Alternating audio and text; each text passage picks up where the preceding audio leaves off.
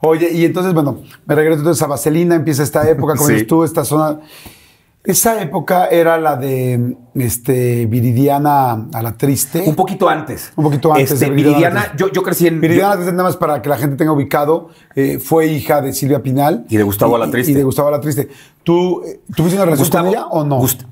Gustavo Alatriste fue el productor de las películas de Silvia Pinal con Luis Buñuel, pero además él también produjo muchas, y él produjo muchas películas importantes de mi papá en los 70, México, México, ra, ra, ra, En la cuerda del hambre, La grilla.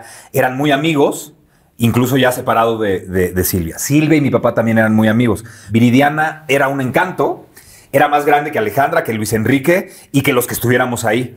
Y para entrar al cuarto de Viridiana tenías que pasar por el cuarto de Alejandra. De Alejandra Guzmán. Sí, o sea, estaba el cuarto de Luis Enrique, el de Alejandra, pero solo podías entrar al de Viridiana si entrabas por el cuarto de Alejandra porque ahí había una puerta que no daba a los pasillos.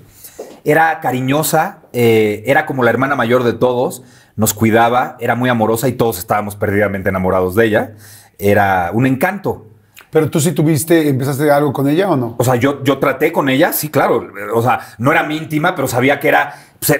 O sea, era Héctor, que estaba metido en su casa, era hijo de Héctor Suárez y de Pepita Gomis, sabía perfecto quiénes éramos, o sea, Julieta y yo. Novios oficialmente no eran. Ah, Viridiana y yo, no mames, Viridiana era muchos años más grande que yo. ¿Cuántos años más grande? Y que nosotros, ¿4? Ok. Y 4 a los 12 es muchísimo. Claro, no, por supuesto. Ella era novia, 16. Ella cuando muere era novia de Jaime Garza. Okay. O sea, de hecho muere saliendo de su casa. De hecho, es que eso te iba a decir porque yo me acuerdo muy bien. O sea, sí pasé por todo eso. Mi papá y yo fuimos al Panteón Jardín, al entierro. Mi papá estuvo muy cerca de Silvia y después también vivimos la tragedia de Silvia Pasquel con su hija Viridiana y su hermana Stephanie. Sí, claro. Sí, es que yo me acuerdo que cuando murió, pues fue como... Pues fuertísimo, evidentemente, y no me quiero imaginar a ustedes que eran tan cercanos, porque tú estabas viviendo una muerte de una amiga. O sea, fue la primera, fue la primera muerte de alguien cercano que yo viví. Exacto, ¿cómo fue? Me dolió. Estaba yo más en shock que no sabía cómo entenderlo, y mi papá estaba muy mal por su amiga Silvia. Claro. Ahí estuvo mi papá. Es que además perder una hija. No se separó de ella, y mi papá también era muy amigo de Gustavo, Alatriste, el papá, entonces estuvo con los dos. Sí, lo viví. Pero después vino Vaselina. Y te llevaron a... Es que ya no te alcancé a escuchar. Fui al entierro. ¿Te llevaron al entierro? Sí, con mi papá y yo fuimos al entierro. Tenías como 12 años. 13. ¿No? Lo vi de lejos, yo no me quise acercar. A mí todas esas cosas me provocan... No me gusta. Entonces yo estuve alejado. Mi papá sí se acercó a Silvia y estuvo ahí. Le di el pésame a Alejandra. Tengo borrado a Luis Enrique en ese momento. Oye, bueno, entonces regresamos a Vaselina, empieza, pues, digamos que más en forma tu carrera, porque habías hecho cosas antes, pero empiezan a salir muchas cosas, ¿no? De ahí me habla Valentín Pimstein para una novela que se llamó Principesa. La empiezo a grabar, pero me da hepatitis, güey, entonces ya no salgo al aire, ya no salgo en esa novela. No, ¿cómo crees? O sea, en realidad esa es mi primera, pero no salió al aire. Luego viene Nuevo Amanecer. Luego viene Nuevo Amanecer. Mi segunda madre. Pero Nuevo Amanecer éramos Daniela Castro, Salma Hayek, Raúl y yo. Y Gerardo, un chavito que ganó La Voz en el Heraldo de México. ¿Te acuerdas que cada año en los premios? Sí. Con Jacqueline, pues ya que mi papá era íntimo de José María Fernández Unzaín, también crecí en esa casa, güey. No, o sea, Chantal.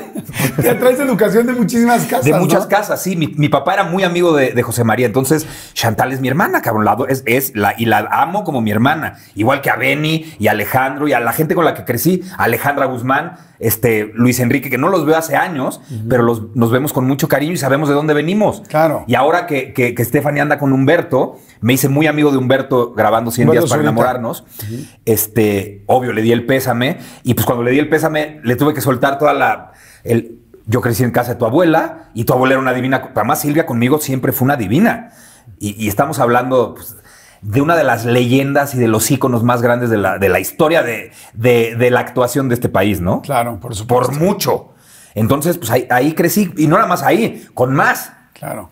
No, pero me estoy imaginando, es que dices todos los nombres y los dices tan cercanos y tan familiares, pero aunque para la gente es como Humberto Zurita, ¿no? Alejandra Guzmán, ¿no? Sí. O sea, y entonces yo estoy tratando de seguir complementar. Bueno, Alejandra Guzmán, Stephanie Salas, Humberto Zurita. Miki, Luis Miguel, Beto Palazuelos. O sea, vamos a hacer un rosario al final. Exacto, para que la gente entienda de qué chingados estamos hablando.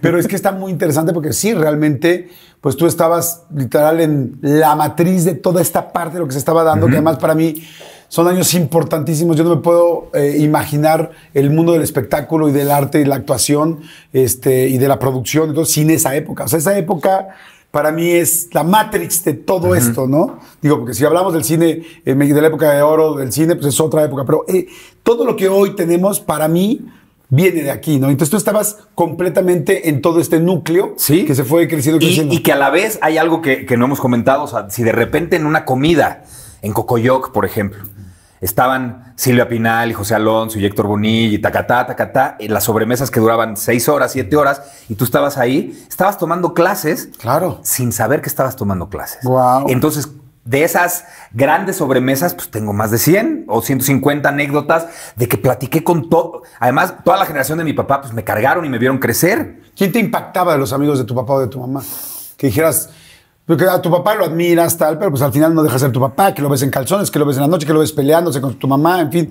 Pero que alguien que digas, wow, don Héctor Bonilla, bueno, ahí todavía no era don, pero ya era Héctor Bonilla y estaba a punto de ser... también era como, o sea, como lo que decías de mi papá, lo ves en calzones. Claro. O sea, era como uno más de la banda de mi papá. Alguien así que me hubiera impresionado, que siempre... Andrés García, por ejemplo.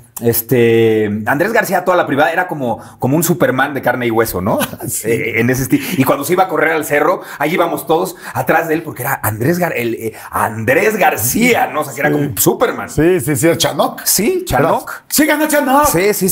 Cáncenlo. Pero yo creo que el que más me impresionó y el que dejó una huella para siempre en mí, y lo tengo aquí conmigo, es Raúl Astor.